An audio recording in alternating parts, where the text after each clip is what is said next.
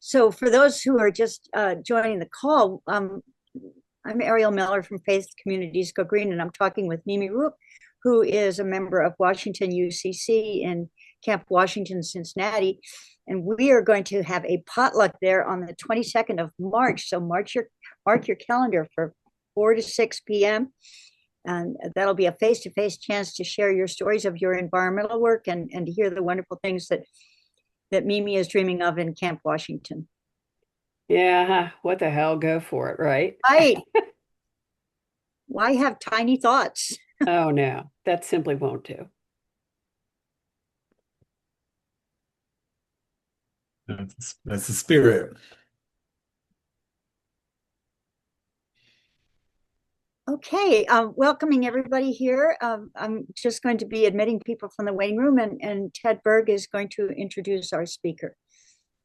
I'd like to welcome Roger Sykes here from Solar United Neighbors, where he is the policy and advocacy campaigner for Ohio, Indiana, West Virginia, and Pennsylvania. He's been with Solar United Neighbors since 2020. Solar United Neighbors works in 14 states from Arizona to Pennsylvania, where they do all things solar, getting individuals connected, and doing advocacy and doing everything solar. As an organizer, campaigner, he organizes policy and advocacy campaigns with communities in the Midwest to go solar, join together, and fight for energy rights. He's a graduate of Ohio University and a master's from Emory University. He was very critical in the repeal of HB 6 in 2025. HB 15 finally did away the coal subsidies, almost finishing off the HB 6 from 2019, and was very active in that campaign. And he's known for his Friday phone calls, where the advocates from all around the state get together and work things out. So, Roger, welcome. Thank you for coming with tonight.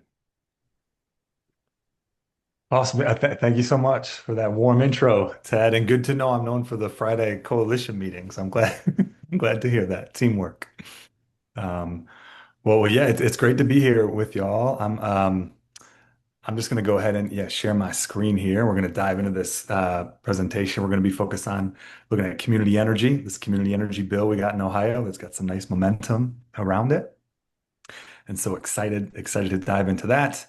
And definitely hoping we can just get some dialogue going. I'm going to kind of just lay out some of the context of the campaign and just some information about community solar and some of the political dynamics. But then I'm just hoping we can just like talk it out, and if folks got questions or ideas, or just hoping we can just have a back and forth, if that sounds okay. So let me know when. Let's see if you can see this. I'm gonna pull up the slideshow. While Roger's doing that, why don't you put your names and the community that you live in the chat? Yeah, that'd be great. Thank you, Ariel. And even if folks, I don't know, if folks want to just shout out, where they're just calling in from, or put it in the chat, just so I could get a sense of where folks are at. And I'm based in Cleveland, Ohio, y'all. I'm calling from Cleveland, kind of the near west side of Cleveland.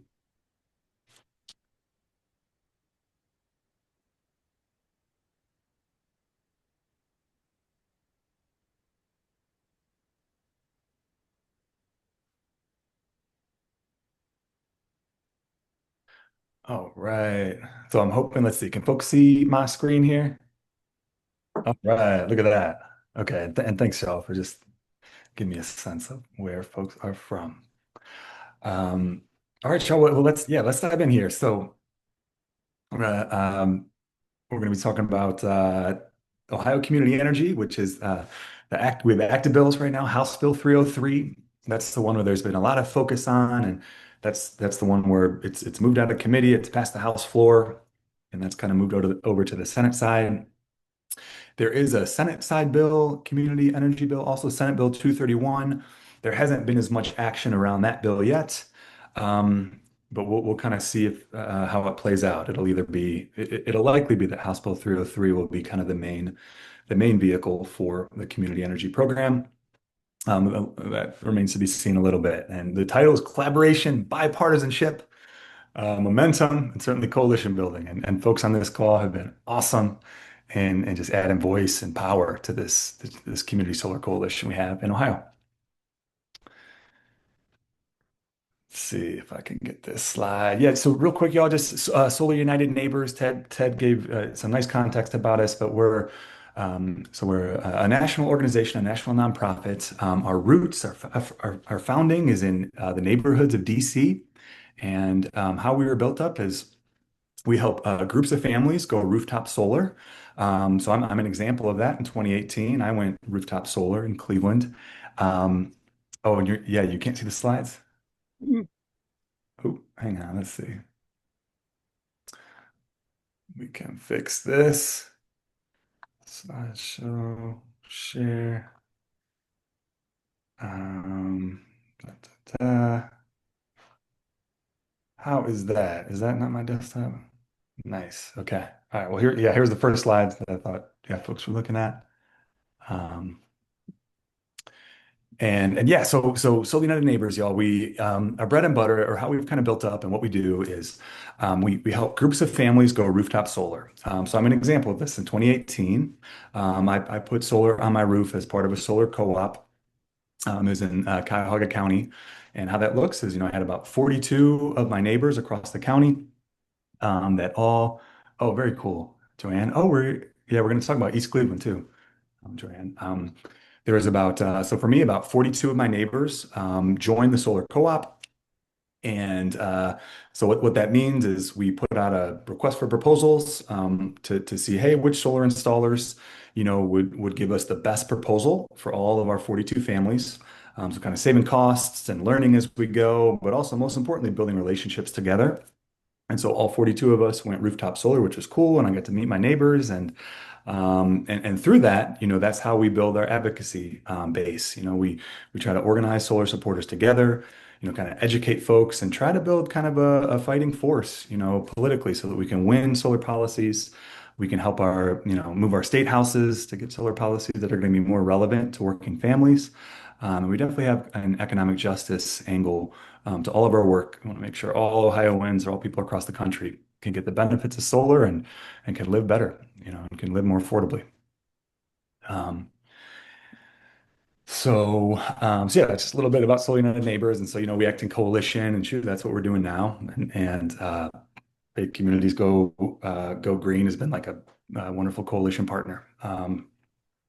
So just real quick, I'd imagine some folks have like maybe some idea about, what community solar is, but I'm going to give the quick overview of what the heck is community solar, and why is it important and relevant. So I think a key crux of community solar is that it really opens up solar to the masses. So sometimes, rooftop solar, that can be expensive. If you're a renter, you might not be able to put it on your own roof. And or maybe your roof shaded and you just can't do it. So that's actually a lot of folks, that can't get rooftop solar. So what the crux of community solar, what it would mean, it'd be a policy change in Ohio where currently the solar panels have to be on the same property at which you live in order to get the benefits from those panels. That's kind of how it currently stands now.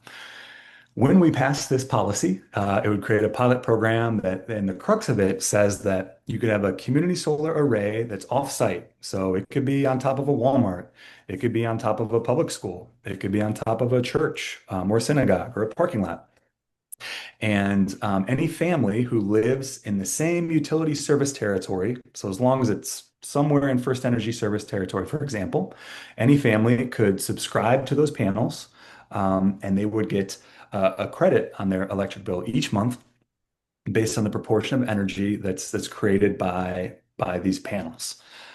So in practice, what that means is, we could have hundreds of thousands of families signing up to these solar panels. And like the picture here, it's trying to tell a little bit of a story where if you do have a solar array, you could literally think about it as like, hey, this family, say it's the family in East Cleveland, they may be subscribing to a solar array. Maybe it's gosh, maybe it's in Rocky River and the East Cleveland family, they're literally subscribing to a portion of those panels, and that's going to help them save money on their electric bill. And there's more of a, I'm no physics, person, but electrons, they don't, one electron doesn't necessarily like flow to your home. But with community solar programs, there's more of a direct connection. Like you are subscribing to the actual community solar array that's offsite. And based on the energy that goes into those panels, that's how much credit you get on your electric bills. And what we see across the country is about 5 to 20% savings among community solar subscribers.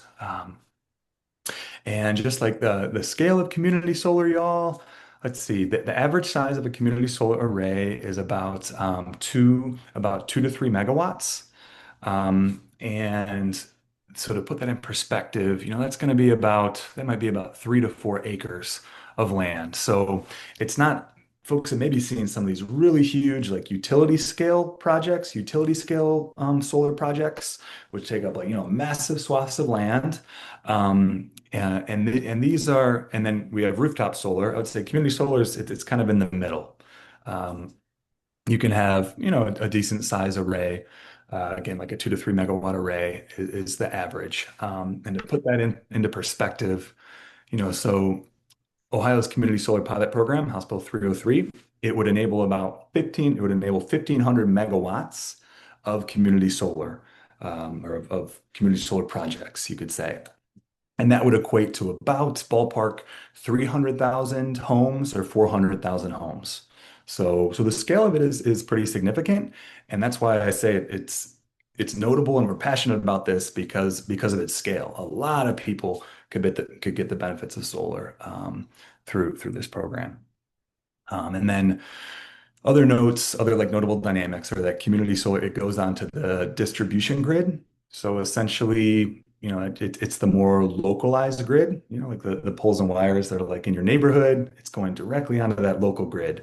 It's not going on to the more regional transmission grid, which is maybe known as the PJM regional grid. Community solar, it's more localized. And the mantra is, hey, you produce energy closer to where it's used. That always helps the team. There's less poles and wires that you got to deal with. I almost think of it as like a farmer's market, y'all. It's like we want our apples closer. We want to eat them closer to where they're grown. They're always going to taste better. They're going to be fresher. There's just a power in locally generated energy, especially when our grid is strained, especially when data centers have these huge energy demands. Localized energy generation is a really powerful and effective and desperately needed thing in Ohio, and elsewhere. And community solar is a really quick way, an effective way to deliver more local energy generation. I wanted to share, this is like maybe a nice example this is out of Washington, D.C. So DC was one of the first places to pass community solar enabling legislation. So they have a good experience with it. And to give folks a sense, about 22 states across the country have already passed community solar. And it's really been largely states in the Northeast and states on the coast. So generally, politically more liberal-ish states have passed it. And so now the focus is really trying to win community solar in more red states and more conservative states. And so, yeah, I like this example. It's Sargent Memorial. It's a Presbyterian church, I believe. And these folks, the church is actually in the background, and I think that's a school that's part of the church. And then what these folks are standing in, it's their parking lot, and it's about a 220 kilowatt system above their parking lot. So it's not like a huge system, y'all, but so it's about 400 solar panels. But what's beautiful is it's super tailored to their church, their faith membership, but also the neighborhood around them. So it's about 73 families that are subscribing to these solar panels that are, above the parking lot at Sargent Memorial Church. A number of the subscribers are their congregants or neighbors, really close to the church. And there's a low income, they focus on low income families that are around the church that are getting the benefits of solar. And I just love this one because it shows how community solar can be relevant from, social a social standpoint, like a community wellness perspective, and then, faith organizations doing just relevant economic things for their members and for the neighborhood around them. So just a little bit about House Bill 303 Community Energy. What's the scoop? So some things we're really excited about with this bill, y'all, is that it has bipartisan support. In fact, it's Republican led. So the two sponsors of House Bill 303 are Representative Sharon Ray and Representative Jim Hoops. They're both Republicans.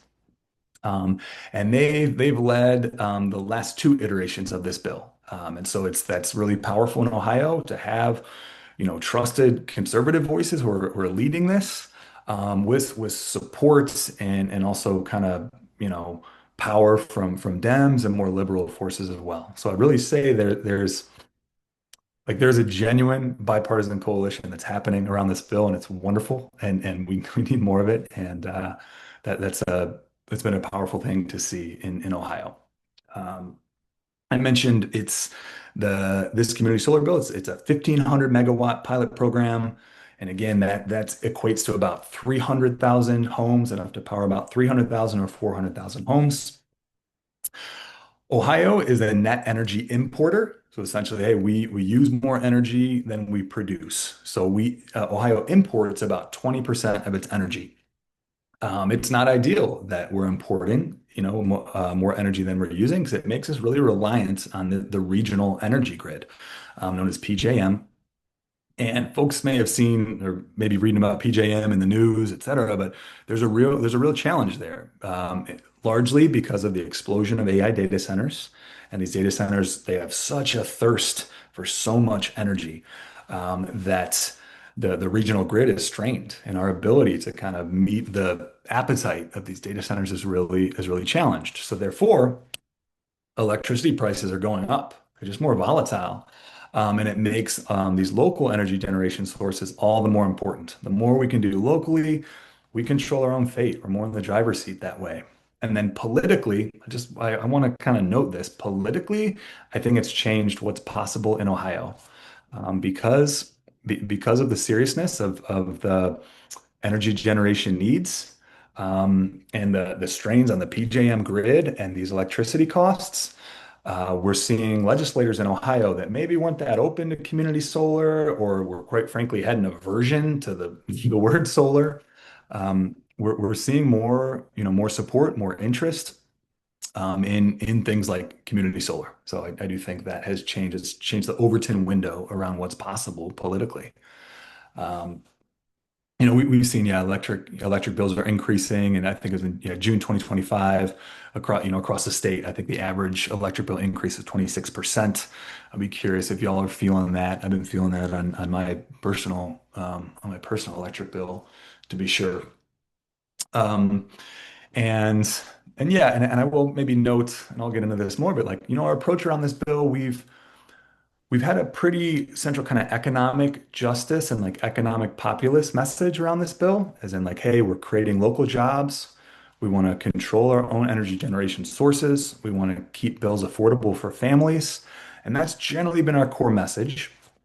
And we've had such a rainbow coalition of voices that there's a lot of different angles. So there's environmental justice perspectives, to be sure, local business interests, that have supported this, but I think the core economic message has been strong, backed up by a diverse array of organizations and voices that really reflect the support of this bill across Ohio, and that's helped with the bipartisan support, for the bill. I just wanted to share just some of like the participation, that's happened around this bill, which has been great to see. Sometimes I feel like our government is hard to access and hard to engage with and hard to get, to lift our voices in. And I'm sure y'all have felt that too. So it has been nice where, a lot of people across Ohio have just participated. So this is one of the committee hearings for the bill. This is actually House Bill 197, the predecessor to House Bill 303. But at these committee hearings, gosh, the rooms have been packed with solar supporters and just a kind of a broad coalition of organizations, and that's been, bringing that energy to those committee meetings is nice, and it's safe to say it definitely helps the policymakers when we can show, hey, we had 200 proponent testimonies that are for this, and the only opponent is a monopoly utility like AEP. That has definitely helped us the whole way, and that participation has been really helpful. And I think people have kind of learned a lot too, how we navigate this government of ours, how we can leverage our voice, and how we can make our democracy, function in a healthy way. This was an awesome event. I just want to lift this up. So these are high schoolers, y'all, from it was a few Cleveland area high schools, Cleveland School of the Arts, Lakewood High School, and then Laurel School. So it was great to see the high schoolers intermixing. Um, but there's an advocacy day where we brought students down to the legislature, and they met with a number of House reps and senators. For a number of them, it's their first time being down at the Capitol, and yeah, it was just great. It was just powerful. Youth speak such truth, and their voices just kind of pierce through. The Capitol can be rigid, and I felt like when the students got comfortable, it's just so genuine. They bring a different energy to the place that is desperately needed. So it's nice to see this. This is an event. This is in East Cleveland. Joanne, I know you said you're on the east side. This is in the city of East Cleveland. This is at New Covenant Lutheran Church, and it was just a big community meeting in East Cleveland. And the goal was to really kind of explain the relevance of solar, talk about community solar, and try to build participation. How can we make sure community solar is relevant to the city of East Cleveland, which the city of East Cleveland is often just left out, just marginalized. So we gotta be organizing now, to make sure that communities like East Cleveland get the benefits of community solar. So and New Covenant Lutheran has been a great ally. Um, just helping people understand what is this, and build trust. I would say the trust is quite important. Um, just a couple other events, just showing some of the campaigning around this bill, y'all. This was so the main opposition to community solar in Ohio has been AEP, AEP Power, um, American Electric Power. They distinguished themselves among the monopoly utilities to really be the clear opposition. So they've showed up to every opponent testimony meeting. They submit written testimony, but then they also show up in person. Um, and they've really kind of been the attack dog around, against community solar in the state. And so it's been a pattern of this, and it's been built up for a while. So this event, we went to AEP headquarters. And the speaker here is Mark Clay. He's a small farmer out of Ashtabula, and he was just sharing his story. Hey, as a small farmer, he'd really like to see community solar. And part of his story is that his farm, he's looking for more income streams to maintain his farm, to keep it in the family, to keep it legacy in the family. And community solar would be really helpful, just paying the bills. And he spoke to that, and it was just kind of calling the question, why does AEP have such a disproportionate voice in our democracy? What about small farmers? What about students? But it was a cool event, and it was just nice, just hearing small farmers speaking on this directly, I think is a very powerful thing. And then these are the students, some of the students who came to the advocacy day before, so you could tell they just kind of sharpened their understanding of the issue, and it was just cool to see like students and small farmers just kind of intermixing and just like talking it out. It was just kind of a cool day. And this is, yeah, just a couple of photos of Mark's farm in Ashtabula. I thought were nice. And again, and with the community solar, it'd be on Mark's farm, it'd be a portion of his farm. I think it maybe about maybe like 1/8 of his land would be the solar array that he'd be looking at. And he'd continue to farm and continue to do a lot of the work that he's the farming, agricultural work that he's doing. All right, let's see. I just want to name just like coalition voices, y'all, and just highlight how the coalition aspect of this has been really important and powerful, and showing it's a real like cross section of voices. And I just wanted to name a few, but there's been almost 100 organizations that have like put their voice behind this bill. We got, yeah, corporations like Walmart. They've recently come on board. We're very excited about that. Greater Cleveland Partnership. So that's the Chamber of Commerce for the Greater Cleveland area. The Electrical Workers Union, they've been a huge ally. They've been really awesome, showing up to all these proponent testimony hearings. And we had a really nice event at one of their training facilities. where they did a walkthrough of how they train electricians, how they train folks on how to do solar panels, and also got legislators thinking about the localized job creation in relation to community solar work. Other coalition voices, we have like manufacturers. So Ohio is a real hub for solar manufacturing, y'all. Across the state, Northwest Ohio, Toledo area has a lot of panel manufacturing, but also y'all might know, I know Cincinnati is well represented here. TerraSmart, folks might be familiar with. They're a local racking manufacturer. So they create the racking that the solar panels rest on.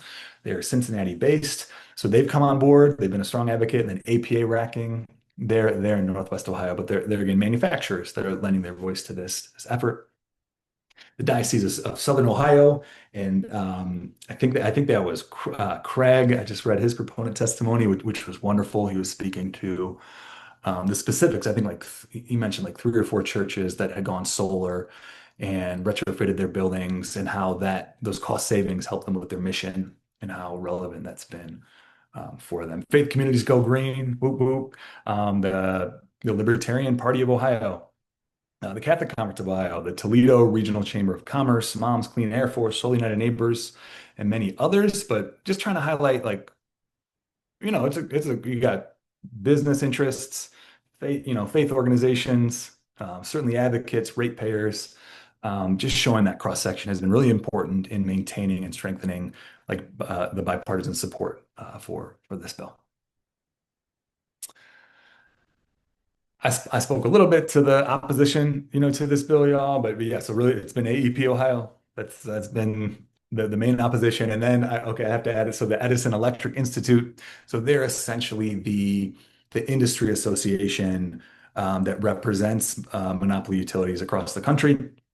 So Edison Electric Institute has weighed in opposition as well. And there's a strong case to be made that AEP and these monopoly utilities, they shouldn't be using ratepayer funds to pay lobbying organizations like Edison Electric Institute to advocate against our interests. So that's, just putting that out there as a thing that we're trying to dig into here. And then the Ohio Consumer Council has been tricky on this issue. And they're now officially an interested party, and we're moving them to support, but they've been in lockstep with AEP on this. And so that's been something we've been really trying to work on and just demonstrate the benefits of solar. And I think in a nutshell, what AEP and Ohio Consumer Council, I would say that their analysis of community solar, it only looks at the costs. It doesn't consider any of the benefits that it brings to the grid. So things like the localized energy production, things like avoided costs on the transmission lines that won't be needed because we have localized energy production, the cost savings to subscribers there, and certainly the impact on our environment. They just don't factor that in, and so therefore, their analysis is I would say lacking. So what we're trying to work on with the Ohio Consumer Council is to get them to acknowledge all the benefits to ratepayers and to the grid broadly. But so that said, though, it has been very stark where our supporters have been in the hundreds and hundreds and a broad cross section, and then the opponents have really been isolated to monopoly utilities. Ohio Consumer Council is kind of in the middle. We need to get them to support. That'll help, but I think they're coming around to it. So House Bill 303 also it passed out of the House Energy Committee. And let's see it was November 18th with a 20-0 vote, unanimous vote. Let's go. It's amazing. Bipartisan and Republican-led, truly is Republican-led with Democrat support. And it was a beautiful thing to see. And then the next day, it passed the House floor.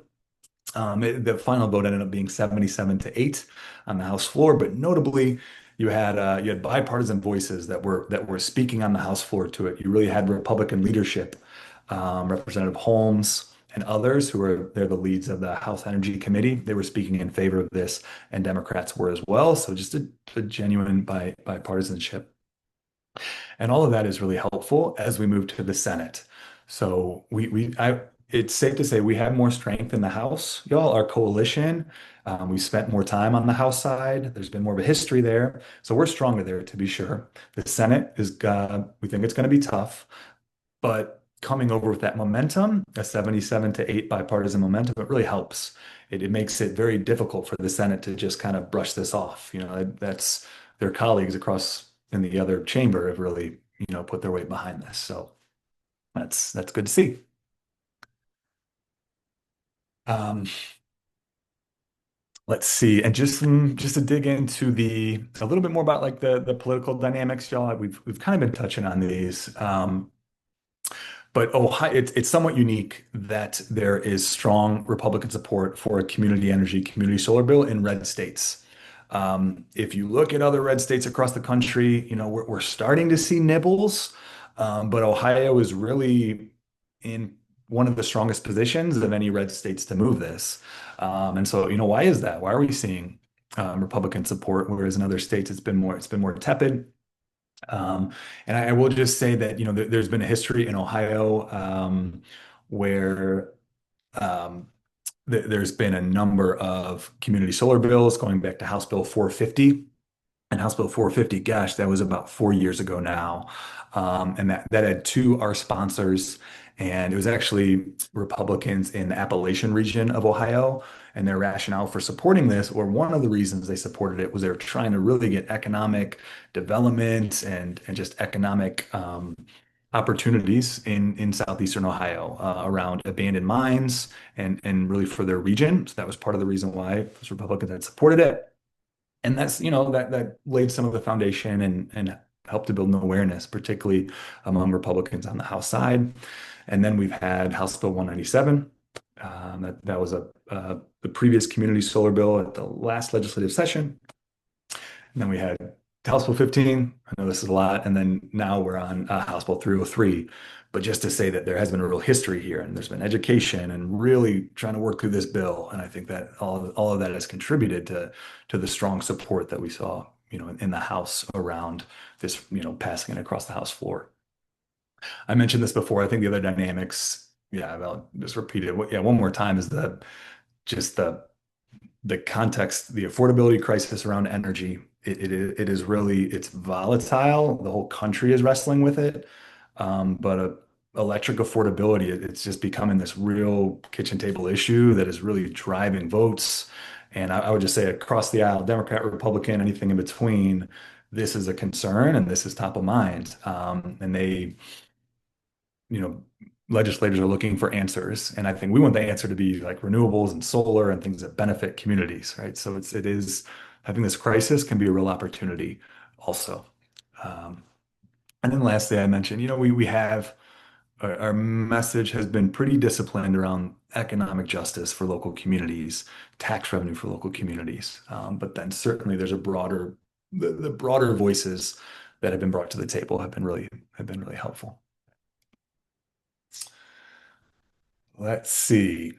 So I do want to dig into just like we got a kind of core strategy around how we're going to pass this bill in the Senate. I want to talk with y'all about it and see if folks are interested in kind of helping to move some of these local resolutions. I'll just tease it. We're trying to move local community energy support resolutions. So at the city government level, at the local school board level, at the village, township level, at the county level. That essentially say that local government body expresses official support for House Bill 303 community energy. And we're trying to get as many of these passed across the state as we can as a way to really move, to really help to move this bill statewide. But before I get into those details, let me just like stop here and, yeah, just curious if folks have any questions or, any ideas or anything that, yeah, anybody want to share? We can just talk it out.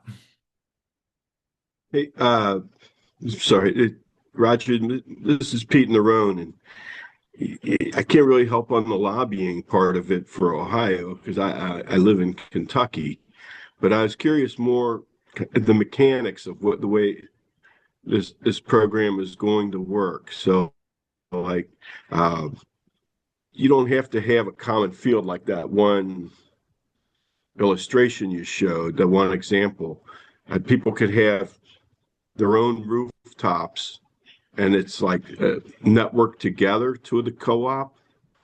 Is that, and so like if I have 16 panels on my house. I don't know how much that generates, but somebody else has 24, and we're in the co-op together with their 24. They get a larger credit back on their bill than I would see on mine because they have more going into it. I just you can walk through a little bit the mechanics behind it.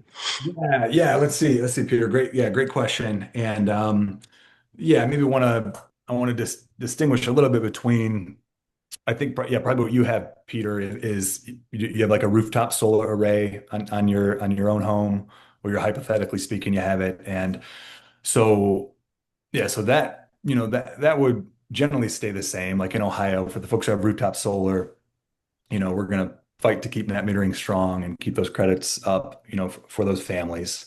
Um, Whereas Yeah. community solar, it's a little bit, it's different in that the community solar arrays, they're often owned by a third-party developer that would come in to do a community solar array. And where it could be located, Peter, it's somewhat diverse. I would say like I use, yeah, the example of like a Walmart roof, above a church parking lot, as examples. Brownfield sites. We'd love to see more brownfield sites. Environmentally contaminated sites that we can put community solar arrays on. And then also, small farms or farmland. We obviously don't want to mess with prime farmland, but for small farmers who want to put community solar arrays out there, that can be a location too, Pete. And then so the community solar arrays, they're usually developed by a third-party developer, and then that developer would work to get subscribers to that array. So essentially, you could go door to door, you could do mailers, and like on part of our work, Pete, and others is trying to make sure that communities that are often left out, like they know they can get this. So like East Cleveland is going to be a focus for us when we pass this legislation, and making sure communities know that they can subscribe, and getting them alerted to, hey, take advantage of this subscription. And then the mechanics are that the utility is gonna buy the energy that these community solar arrays produce, and track it. And then based on how many subscribers are to a certain community solar array, Peter, those subscribers would get those credits on their electric bills. And where the savings comes in is we're pushing for as much savings as we can get, but the reality is the projects have to pencil. But part of the accountability mechanism is that third-party developers, to get people to subscribe, they have to demonstrate value. They have to show, hey, we are going to actually lower your electric bill, and we're seeing those results. And so that's part of the impetus, or how we'll get more subscribers. In some states, you'll see more of a mandate that you have to offer X amount of savings. And I will say, I'd love to see that, but that's tough politically, and also getting these projects to pencil. But I do think we'll see savings. There will be savings, regardless. Um, Mimi has a question. yeah, go ahead, Mimi.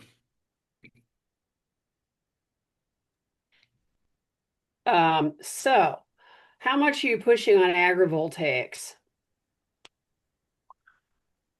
I think agrivoltaics is wonderful.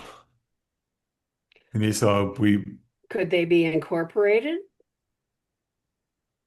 absolutely. Okay. And then the other thing is, how much, since Duke is our primary provider here in Southwest Ohio, how much buy-in do they have for this bill? Buy-in. I Yeah, mean, you already mentioned that AEP is a problem child. Yeah, right. So I mean, I think maybe I wouldn't necessarily say Duke or the other utilities in Ohio have bought in. Um, but I would say they've at least been neutral, at least publicly, you know. So Duke and other like First Energy, they have not engaged on this bill. Well, I don't think First Energy has much of a dog in the fight after House Bill 6. Agreed. And I think that yeah, and I think the fallout from the scandal may be in part why they haven't been as aggressive on this. Good. But yeah, it has been AEP, and I don't know if AEP is kind of representing as a proxy all the other utilities, but they've really been the only one that has spoken out. But and I will say though, AEP they've been pretty aggressive, as in they're fighting this. Um, but officially, at least, the other utilities haven't. I mean, Okay. And then, are you familiar with the cool down? I can't say that I am. Okay, because it is a wonderful media that advocates for programs and projects like this one, and Hmm. they do it on a national level. Mm. And it's But, professional journalists. It's well worth subscribing to hmm. because they promote a lot of alternate energy advances, solar, wind, geothermal, um, and also like the heat pumps, Mm. solar, the uh, heat pump water heaters, induction stoves, lots and lots of information for regular consumers. But the other reason is I'm thinking they might be a great source to get some support for 303. Love it. I love it. Yeah, do you have a contact there by chance? I do not. I've been doing some research because I promised Joanne, since I keep peppering her with articles, that Hmm. I would find out more about it. So I did dig into it, and it is a lot of professional journalists who Hmm. bailed on their regular media Hmm. and decided to go and form this. And it's a place where regular Joe consumers can get really good, solid information about changes in the technology, particularly. They do a lot of stuff with,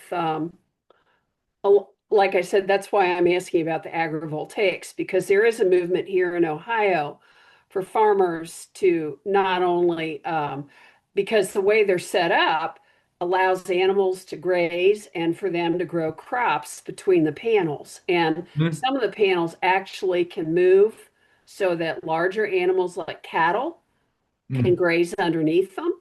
Oh, I love that. Yeah. And then the other thing is Cincinnati has an aggregation plan for getting totally clean energy. Mm-hmm. One of the things that we're trying to do right now is there's a dump in the middle of the city called Estee, and they're trying to put solar panels on that dump. I don't know what the opposition is on that, but I'm hoping that maybe 303 could help resolve some of that if it passes. Yeah, that's a great tidbit. And you know what I'll add to that, Mimi, is the city of Warren, Ohio. They actually they endorsed or they supported the last community solar bill, House Bill 197. And one of their main reasons was abandoned landfills and wanting to redevelop some of these sites. And that just strikes me as maybe similar to what's going on in Cincy. That's great to know, and hopefully that'll help us pass a resolution through Well, and Cincinnati. Cincinnati, I am Oh, sure, would advocate for this because of our Green Cincinnati plan. Yeah. got you. Okay, got you. And yeah, We maybe. have an Office of Environment and Sustainability down at City Hall that's Mhm. very involved with these sorts of things. So it would definitely be good to ally with them and get the city's support for this bill because it would help us as well as the whole state. Hmm. I love it. I mean, are you in Cincy? Yeah, Oh, yeah. actually, I'm just going to add to that, Roger. I sent an email to you this afternoon and to the staffer for Councilwoman Mika Owens, who heads the Environment Committee for the city. And she's very excited about doing a resolution for you. So she's going to follow through with you. And you could pass along Mimi's point about the landfill, because I think that the city has raised money to put that solar array there. And it would be interesting to ask if um, the community solar model would help them, because energy justice is one of the city's priorities. Hmm.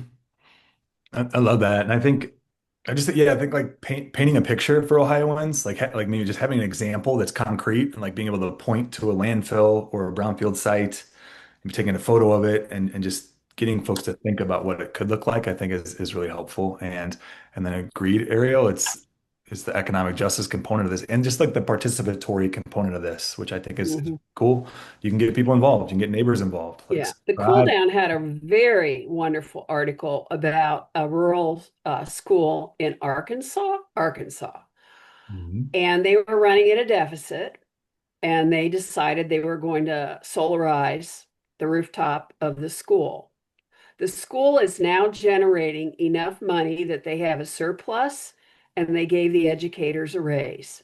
Ooh, I love it. That's one of the reasons I think looking at the cool down would be good, because I wouldn't have seen that story without it. That's great. What a great use of those excess funds. Gotta pay teachers. That's cool. And run at a surplus instead Mm-hmm. of a deficit. 100%. How Yep. do Just we do saying. this resolution strategy? We've got people here from several different jurisdictions, Roger. So take us through that. Awesome. Okay, y'all. So let's see. Let me just pull up real quick, y'all. So we have kind of just like a step by step on this local resolution strategy. Bear with me as I pull it up. And can y'all see that now? Is it Yes. the past? Yeah. Okay. I know I see Fred on the call. So is this going to be something that'll be a toolkit for us to access? Yeah, it's in the newsletter that we just sent out. Okay. So this information that he's got up here. Yes. Okay, great. Yeah, and so this is hopefully just a step by step around how to do the local resolutions, y'all, and we're learning as we go. We do have some experience on them. Like the first thing I'd say is that we're given where we're at with the campaign, that this statewide community solar bill has just passed the House with flying colors, with bipartisan support, and now we're on to the Senate. Because of where we're at, like I would say that these resolutions, they really matter. They're not just like academic exercises. We're not just doing them because like these can really help us win the day in Ohio and pass this legislation. And so that's my message to y'all and anyone interested in solar and renewables across the states. But then also when we engage our local city council people, so I'm working in Northeast Ohio, I'm working in Cuyahoga County and the city of Cleveland and my neighbors.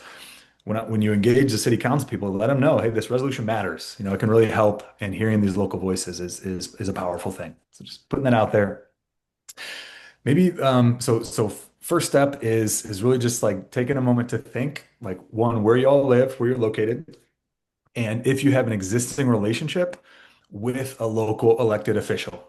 And so that again, that could be city council, school board, county, village, township, any local arm of government. Do you have a relationship? You might be surprised if you really go through your mental Rolodex here of, who you know. So either a local elected or a local government staffer. That can work too. And having that existing relationship, it makes a big difference. So you want to identify, where you live, who that local elected is that you might know, or if you don't know a local elected, a government staffer, or if you don't know anyone, maybe think about your friends and see, hey, who might know a local elected. But having that existing relationship, it really helps move this forward. You want to have that little bit of trust, that really helps. Um, move these. So that's the first step. You got an existing relationship. Think about it. Who is it? And the second step is really just making the ask. So the ask is, hey, there's a community energy bill in the state of Ohio. It's got momentum. It'd be really beneficial. It's exciting. Would you be willing to help to pass a support resolution for for community solar through your local government. So what that looks like, y'all, and I'm going to pull up one more thing. Hopefully this is the last. Sorry to take you screen to screen here, but I just want to show what one of these resolutions looks like. Can folks see the resolution on my screen? Yes, No? sir. Okay, so this is what we're asking them to pass. It's essentially just like a template resolution that expresses, support. What is community energy? Why is it relevant? It's going to save money for subscribers. It's going to help with Ohio having to import so much energy from the PJM, regional grid. It talks about some of the tax revenues. Ohio University did a really nice study on what some of the local tax revenues would be, about 409 million in local tax revenues over the length of the program, and over 5 billion in economic gross output over the life of the program, and et cetera. And this is the template that we'd want, the local government to pass. And what I'd say is if you want to tailor it like to your community or make it make more sense, or there's, particular aspects that, hey, we're missing, hey, but please add them in, or if you got ideas that we're not seeing, add them in here. But we want the local governments to officially pass this through their city council. It says, all right, the city of Lima, has passed this resolution to support House Bill 303 community energy, make it official. And then also we then want them to pass that resolution along to make sure that their statewide representatives are aware that they passed it. So oftentimes that'll, I don't know, be the city council clerk that would do that. But sometimes we just want to make sure we're nudging those local governments to make sure that they're doing that.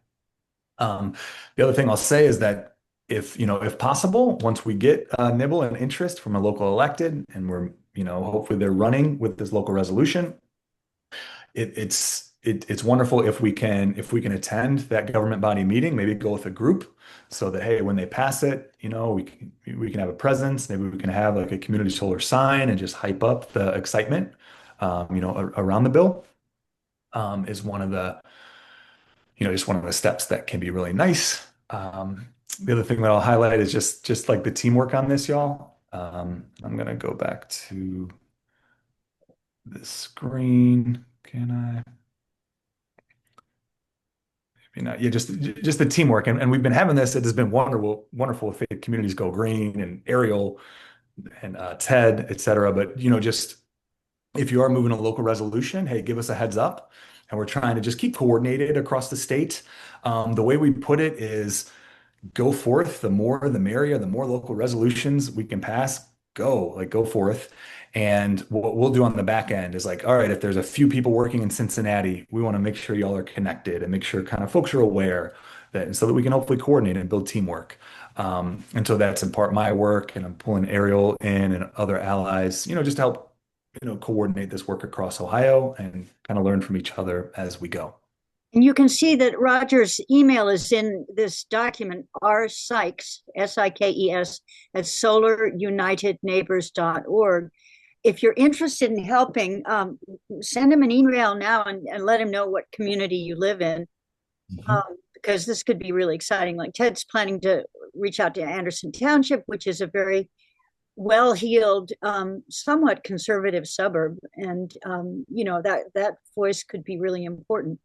How receptive are the legislators to the faith community on this?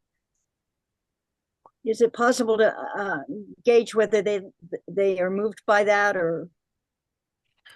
Yeah, I mean, I think it can depend on the legislator, Ariel, but I mean, in general, I think having different faith communities supporting this bill has been wonderful and powerful. So yeah, but if you're, depending on where your congregation is based, et cetera, but I think almost coming with like a moral voice, and just a whole different angle to why community solar is helpful, is really powerful. And See that Mark has a comment. Go ahead, Mark. Sorry, I had to unmute there. So I think I understand the difference between, a homeowner who has rooftop solar and one of these community solar arrays. And you mentioned that oftentimes it's a third party that is funding the construction of a community solar array, and then they're looking for subscribers. I guess my question is, why wouldn't if somebody was approached to be a subscriber, why wouldn't they? Is there a downside? Are you like, I mean, I can't see how it wouldn't make money. But obviously that third party who funded it needs to, have a payback. So how does do the subscribers, are they asked to put some upfront money in, and then they are kind of a shareholder in a sense, and then they're getting credits on their future energy bills that would offset their investment, or how does that work to be a subscriber? Yeah.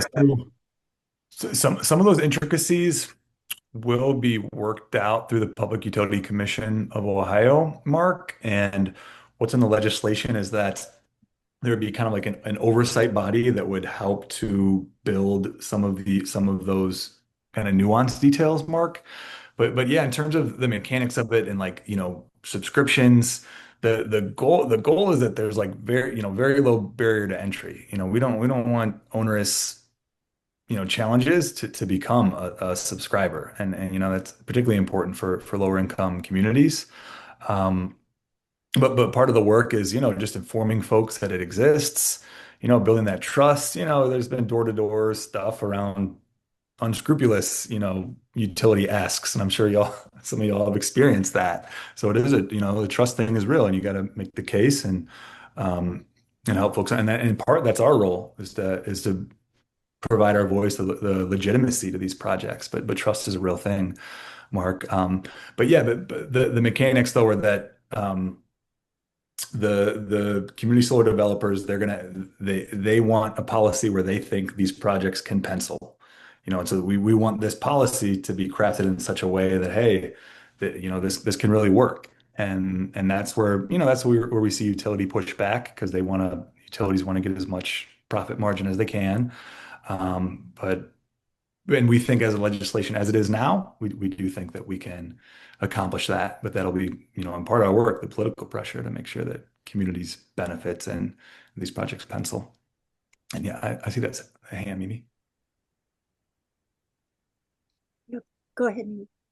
Microphone on. So the other thing is, so we've just experienced this fabulous winter storm, right? So my question would be, since a lot of communities right now are dealing with down power lines and being out of power, would this be a good counterbalance to that as a problem? Hmm. Yeah, great thought. Maybe, and just, yeah, general like resiliency of the grid, and yeah, gosh, power outages loom large. So yes. Melting down power lines and all that other crap. Yes, I mean, I definitely think again that the whole like localized generation is better. So rather than these massive transmission lines that are stretched Mhm. from PA to Indiana to Ohio, like communities, the core concept is that we're producing the energy closer to where it's used. So we need less power lines. We just need less of that infrastructure. So there's less chances that it's gonna, fall down, and there's less wear and tear on those wires too. Maybe so, absolutely. And then I'll also say that it sets us up for the future, where I do think in the future, y'all, we're going to be seeing a lot more solar and storage, and just like renewables and storage, so batteries. And community solar paired with these bigger battery programs can really help with resiliency, Mimi. And part of these are the building blocks where we got to get to a point where we can have enough batteries located in communities such that it can really offer that resiliency if the larger grid goes down. But community solar, I think, is one piece of the puzzle there, and it really helps. So would those be considered mini grids? I think so. Yeah, like microgrid. Yeah, microgrid. Maybe. I think that, yeah, that's like a pathway here. I also think that if folks have heard of like virtual power plants or distributed power plants, which that's fancy words where we're just saying like solar and battery storage. and a real Mhm. like communication of our grid with the batteries, activating batteries when grids go down. And faith organizations have been a real core to this, where can a faith organization kind of be a hub, a protective hub that has batteries and can really be resilient for the community around it if the broader grid goes down. Um, but yeah, all of this is important to like set us up to be able to do that in a meaningful way. So maybe to your question, I think yes, and we just got to kind of walk folks through it as to So that could yeah, possibly be part of the argument to the Senate about this, I think so. especially since I'm assuming this event is still relatively fresh in their minds, and Yes. all the inconvenienced voters that are dealing with it. hmm I'm Just glad. saying. No, I'm with it. I mean, yeah, blackouts and people losing power is quite motivating. I mean, that's Yeah, a raw thing. either in the very hot summers or in an experience like we just had. hmm Oh, you're here. And I know, let's see, I know we're at 8:32, y'all, but I want to just ask like real quick, is there any show of hands, like would folks be interested in trying to help move one of these local resolutions like in your local community? And I might just take that down and then just start to see how we can kind of tackle that together. So any interest? Well, I'm already figuring I'll be pestering Ariel. You could Awesome. pastor Mika. I know. And I'm thinking, as far as Mika goes, trying to get that council resolution, I don't think would be very difficult. No, they were very excited about it. So, Ted, what were you going to? Ted Yeah, from Anderson, of all things, flipped so that the majority of commissioners are now Democrats. Woo! I didn't So see. there may be a possibility. Yeah, the school board and the takeover by conservatives of the school board seemingly upset so many people that they not only elected a school board, they also elected town commissioners. Very cool. And where's that, Ted? Anderson, which is on the east side of Cincinnati. Got you. Very cool. Okay.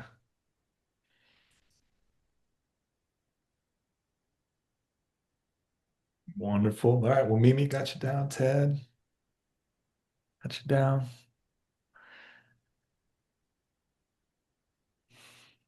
And then, yeah, after this, yeah, we'll just make sure that everyone has this has information, resources, and I know Ariel is going to have y'all's back, but any way we can collaborate, I got y'all's back, and I'm moving these resolutions. And otherwise, I did. Yeah, I want to make sure y'all have my contact information. I had it in the slide. I'm gonna put it in the chat, and I would just say, yeah, be in touch anytime, y'all. Call me, text me, email me. That what whether it's about this issue or otherwise, if it's like if we can collaborate on environmental justice issues or Well, economic. I'm kind of thinking with the Seeds of Change grant that we have with the churches right now through the city, maybe there's a way to piggyback this onto that. Well, I mean, if a church wanted to be a community solar situation, I guess, Roger, would there be like an application process to be accepted as a project? With the Public Utilities Commission have to vet each project in this pilot project? So I do think there would be a process with the Public Utility Commission of Ohio, Ariel. And there's a limit on the number of megawatts that could be generated under this pilot. So Right. 1,500 megawatts, and that said though, like I feel like projects like that, Mimi, Ariel, I feel like we want to prioritize those, right? These are like, I don't know, the gold standard. They have a social good Yeah. addition to And being. these are old churches Yeah. in neighborhoods with great needs. Yep. And their utility bills are a little on the crazy side because they're old buildings. 100%. And so, and what I'll say that I feel like, however, we can be like proactive on that, because I do feel like we want to lift up those projects and try to move those through, as much as we can. So that's something that, however we can help or coordinate on that, we want to be doing that. Because I do feel like otherwise, I feel like the easier projects are going to go forth whereas some that maybe have more nuance or more, more coalition partners might be a little trickier, but those are the best and want to lift those up. So that's just something to think about as we. And what Mimi's referring to is that Joanne and Ken Wright Right. got a grant from the city of Cincinnati to help congregations do level 2 energy audits. And Very Mimi's cool. congregation is one of them.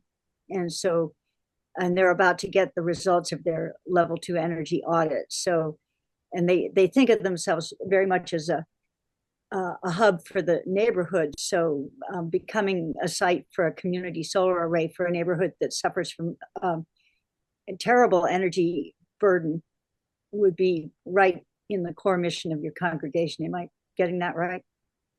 Yep. So that's exciting. Yeah, I just had a conversation with, I don't know if you heard or not, but Stu Unger in Louisville, Kentucky, is partnering with Brent Boyd now. Oh, good. And so Brent, we had a conversation with Ken Wright yesterday, and one of the things that Ken said is that the zoo is offering solar panels. And he doesn't know, but he thinks there might be some extra ones. And I said, choose us. So I don't know, but I'm thinking that those would be good metrics for along with there's a church that Ken belongs to out in Lincoln Heights here in Cincinnati who put solar on a couple of years ago, and boy, oh boy, I love looking at those their utility bills because it was like, hmm. Love it. And so he's saying that it's possible because my church has 4 buildings, except for the very last small one. They're circa 1800, circa 1900. And the one we're looking at is the one that's occupied the most, which is 6 apartments with an empty attic and a food cupboard, clothing cupboard, and some furniture available as well for people in the neighborhood that need it. And I just said, Ken, if we can get a hold of those solar panels and get them up there on top of that building, it's called the Religar, that would be great. So, and what I want is metrics so that maybe we can write something else to get more offsets for these churches that serve so much and need so much. It's a beautiful concept. Well, let's see what we can do. Roger, I want to thank you very much for your time tonight. Yeah. Thank you, Ted, for the introduction, and everybody for the lively discussion. And you'll keep us posted, won't you, on the hearings and when we can submit testimony, and we'll get that word out. Oh, absolutely. I sure will. And thank you so much for having me, y'all. It's great to meet you. And hey, I hope we can collab and make some moves together. So Yeah. love the great This work. is important. Y'all are working it. Thank you. Thank you very much. Thank you, everybody. Great to see you all, and see your names if we couldn't see your faces. Good night and be well. Stay warm. You too, Ariel. Thank you very much.